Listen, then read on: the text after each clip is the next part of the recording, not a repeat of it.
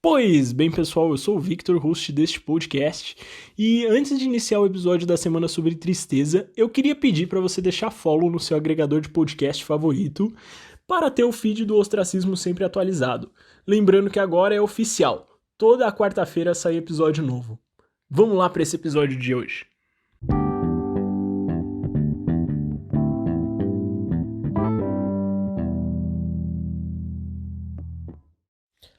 Pois bem, pessoal, mais um episódio reflexivo e o tema de hoje vai ser um pouco a tristeza. Tristeza é algo que hoje em dia a gente fica muito chocado quando ouve falar, né? A gente vê alguém triste e pensa, poxa, eu posso fazer alguma coisa para tentar ajudar essa pessoa? O que será que está ao meu alcance para ajudá-la, né? E é algo que eu acho que é natural, todo mundo tem isso. Mas a gente sabe também que quando a gente tá naqueles dias tristes, fica tudo tão distante, né? Por mais que as pessoas tentem te ajudar, queiram te ajudar, fica mais difícil de você estar aceitando porque você tá distante, você não, você tá querendo sentir a sua dor, sabe? Às vezes a gente até tenta ignorar ela por um tempo, mas eu acho que isso é a pior coisa, porque quando a gente ignora que a gente tá em um momento triste, ignora a nossa tristeza, ela acaba voltando para assombrar a gente em vários momentos ao decorrer do tempo que vai passando. Se a gente simplesmente a deixa é, submergir, né? A gente deixa ela entrar, a gente fica mais propenso a conseguir compreendê-la e lidar com ela de verdade, né? Porque assim você não tem que precisar ficar lidando com pedaços dela, você lida com ela por integral. Eu acho que a tristeza também, além de ser algo muito difícil de falar sobre, é uma situação que é necessária na nossa vida, sabe? É bem difícil falar assim, mas as pessoas às vezes não percebem o quanto a tristeza é necessária para que você tenha momentos de alegria. Parece até meio esquisito falando, mas pense assim, cara, se você viver numa vida onde só tem alegria o tempo todo e todas as suas decisões e ações é, são extremamente alegres, são extremamente boas, você nunca vai saber que elas são boas e que elas são alegres, porque você só toma decisões alegres, então seu cérebro está acostumado a receber isso. Você não sabe que aquilo é bom. Aquilo para você é o seu cotidiano, aquilo é seu normal. A gente se habitua com aquilo que a gente recebe todos os momentos, né? E isso é muito engraçado, porque a gente precisa de momentos ruins para entender bons momentos e dar valor a eles, né? Porque uma vida sem esse contraponto acaba perdendo muito seu valor, eu acredito, né? Eu lembro de um livro bem bacana que eu li uma vez que me ajudou muito a entender essa situação de emoções boas e emoções ruins se contrapondo para criar uma vida que seja mais memorável, que seja uma vida que vale a pena ser vivida, né? O nome do livro era O Doador de Memórias. Ele é bem bacana, ele é bem curtinho também, tem cento e pouquinhas páginas, mas é um livro que retrata uma visão assim de sociedade muito diferente. É um livro que ele fala sobre a história de um rapaz que acaba se tornando o recebedor, como eles chamam, de memórias, porque ele vive numa sociedade onde os seres humanos evoluíram ao ponto de que a gente não precisa mais de emoções, a gente não precisa mais se preocupar com o clima, não precisa mais se preocupar com nada. A gente só precisa acordar, fazer nossos trabalhos e é isso, sabe? Tanto que até o ambiente é meio que monocromático, assim, é bem bacana. Tem até um filme que retrata bem legal, assim, essa parte, mas o livro é ainda mais impactante. Por você poder sentir, né, um filme, por mais que ele seja uma retratação muito boa de um livro, você nunca vai entender o que o personagem realmente está sentindo. porque isso serve de muita empatia, até do próprio autor, para conseguir transmitir as sensações. E é uma coisa que é muito mais fácil de ser pego num livro, sabe? Porque o escritor já deixou ali registrado o que, que o personagem sentia, sabe? E então, nesse livro, esse recebedor, ele acaba se encontrando com várias situações onde ele entende alegrias e tristezas, tem até citações do porquê é importante ele ter as partes ruins. O doador explica para ele esse ponto também. A gente tem que ter os dois contrapontos para poder entender nossos limites também, né? Pra gente saber as mais diversas situações do mundo. O mundo não é sempre do jeito que a gente fica esperando, né? A gente tem que também não ser iludido com relação a isso. Então, eu acho que é muito importante ter essa contraposição. Mas pare e pensa assim comigo, se alguma vez você já esteve assim sentado à noite no seu quarto pensando, poxa, por que que eu tô me sentindo assim, sabe? E do nada você até descobriu o motivo, mas falou, é melhor deixar passar, porque você sabia que isso ia acabar afligindo alguém se você falasse, se você argumentasse. Então você simplesmente é, ignora e faz passar. Porque esse é o engraçado também da vida, né? Conforme vai passando o tempo, as coisas vão ficando mais distantes e as sensações e emoções vão se desaflorando, né? Elas deixam de ser algo tão grande assim e acabam se tornando mais suaves. É o engraçado do tempo. Eu acho que o tempo ajuda a curar bastante coisa mesmo. Não é só um ditado popular, um dito popular, né? Ele é o nosso melhor amigo quando a gente pensa em como sarar alguma ferida. De maneira física e de maneira metafórica também, né? Eu acho que se a gente simplesmente aceitar e deixar o tempo passar, as coisas vão se normalizando, né? Vão ficando mais suaves pra gente estar mexendo. Mas, não só isso. Eu acredito que a questão da passagem do tempo faz a gente ficando mais resistente também. A gente acaba se tornando mais resiliente a certas situações. Esse é o outro ponto de poder também se deixar vivenciar tristezas e alegrias, que você acaba se tornando mais resiliente a situações assim no futuro.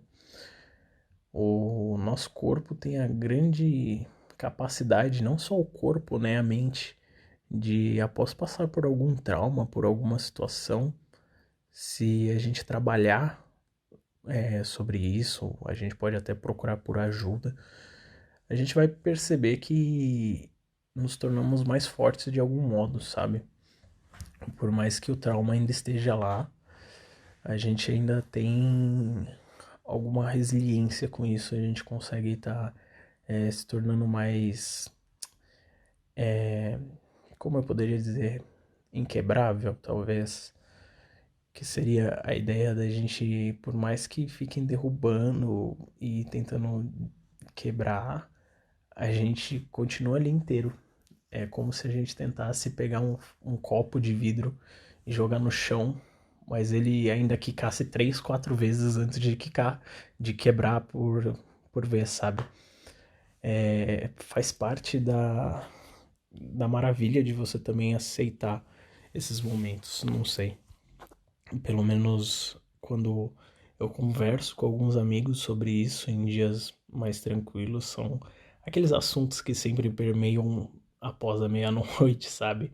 que a gente começa a pensar um pouco mais sobre essas coisas assim de reflexões da vida e a gente acaba chegando num consenso que a gente evoluiu bastante, sabe? Graças aos bons e maus momentos que já foram passados. Nossa vida é feita de escolhas. E se a gente escolher ficar sempre fugindo, quando a gente estiver em uma situação boa, a gente também vai fugir, porque se torna uma rotina, um, uma, uma chave, né, do seu corpo para conseguir lidar com as situações. Se você não consegue aceitar o que está acontecendo, você está sempre em um estado de fuga do momento. Então é uma coisa que acaba te prejudicando bastante, porque imagina assim, numa situação de relacionamento, por exemplo, que pode te levar a algo muito bom. Se você tá num estado de fuga, você nunca vai conseguir vivenciar isso e vai acabar não conseguindo tirar total proveito do que aquela relação ia te proporcionar. Você apenas se distancia e vive em uma zona de conforto. Só que a evolução tá quando a gente sai dessa zona de conforto, né? A gente consegue sempre progredir muito mais quando a gente quebra ela e começa a andar no caminho que escolhemos, né? Então isso é uma coisa bem interessante de se pensar, porque no final do dia, cara, quem escolhe o caminho a seguir é você, sabe? E você tem total direito de escolher fugir ou ficar. Só que não pode acabar se esquecendo que a situação de fugir se torna esse hábito. E a gente começa a fugir para tudo. E ficar também é uma situação que vai te ajudar a crescer cada vez mais rápido. Porque a velocidade que a gente tem também para crescimento é reduzida, né? Se a gente fica sempre fugindo. Ela se torna uma situação bem mais complicada de ser atingida. Ela se torna uma situação onde a gente não consegue enxergar um fim. A gente está sempre em alerta, a gente está sempre com medo. Eu acho que um parceiro muito grande da tristeza acaba sendo o medo, né? Porque se você parar para pensar, o medo é algo que no futuro traz ao momento atual, o medo do futuro traz ao momento atual uma situação onde você não consegue fazer nada. Então você se torna uma pessoa impotente. Ao se tornar uma pessoa impotente, você começa a ter sensações de tristeza, porque você não pode fazer nada, você não tem a capacidade de mudar isso. E essa é a grande sacada do medo, né, cara? O medo, ele tá aí pra deixar a gente em uma situação refém, uma situação que o que mais vem à mente é fuga, né? Mas o medo faz parte, acho que todos já passaram também por uma situação em que o medo estava ali e fugiram, mas também passaram por uma onde ficaram, mesmo com o medo presente. Se você parar para analisar, as vezes que você fugiu te trazem mais, te trouxeram na realidade, né? Mais dúvidas do que as vezes que você ficou, porque o medo brinca com a dúvida, né? Quando você fugiu, você simplesmente não sabe o que se resultou aquela situação. Você ficou preso àquele momento e só aquele momento, não ao futuro que realmente aconteceu. Já quando você ficou e enfrentou, você sabe todos os desfechos daquela história. Então você pode se dizer como alguém 100% ciente do que aconteceu, do que está acontecendo, né? Eu acho que é algo muito importante hoje em dia, porque a gente tende a ficar cada vez mais reprimido, né? Cada vez mais tentando controlar e fazer as coisas de uma forma mais pensada. Mas se você só deixar entrar num flow de deixar as coisas acontecerem, sabe? E se permitir vivê-las, você vai ver que tudo se torna mais suave, tudo se torna mais tranquilo, sabe? Eu lembro de uma citação que um amigo meu fez uma vez pra mim, que era sobre paixões de amor e paixões de morte. Para você imaginar, imagina uma linha assim, aí começa uma montanha russa, pra cima, pra baixo, pra cima, pra baixo. E nessa montanha russa, ele falou assim pra mim: toda vez que você tá em cima, você tá vivenciando ao máximo suas paixões de amor. E toda vez que você tá embaixo, ao máximo suas paixões de morte, né? E nessa brincadeira, ele mostrou que todas as intersecções são os dias comuns. Todos os pontos de inflexão onde ele para e então está ali na linha tênue, né, do centro, são os dias que a gente está simplesmente bem. A gente nunca sabe quando está naquele ponto se a gente vai subir ou descer, mas a gente se sente ok. Só que são os dias também que menos acontecem coisas na nossa vida, que a gente está mais estagnado.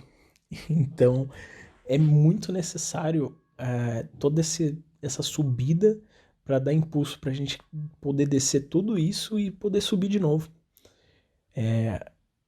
Tanto as paixões de amor, que seriam as coisas boas, que seriam o topo dessa montanha russa, quanto as paixões de morte, que seriam as coisas ruins, a angústia, a tristeza, são necessárias para você conseguir ter o impulso de subir e descer, sabe? Da sua vida se tornar cada vez mais memorável. Eu agradeço por você ter ouvido até aqui. Não esquece de dar um follow lá no seu agregador de podcasts. Peraí, não vai embora ainda não. Eu só queria lembrar que o Ostracismo tem uma página no Instagram, onde a gente faz uma postagem dando dicas do episódio da semana. Então faz assim, entra lá no ostracismo.podcast no Instagram e tenta adivinhar a postagem da próxima semana. E, além disso, eu queria lembrar também, se você gostou desse livro que a gente recomendou aí, dá uma olhadinha no Facebook do Ostracismo Podcast, que a gente está compartilhando junto com a capa desse episódio o link da Amazon para você estar adquirindo esse livro e assim ajudando o ostracismo a se manter no ar. Ok? Brigadão por me acompanhar nessa caminhada, pessoal!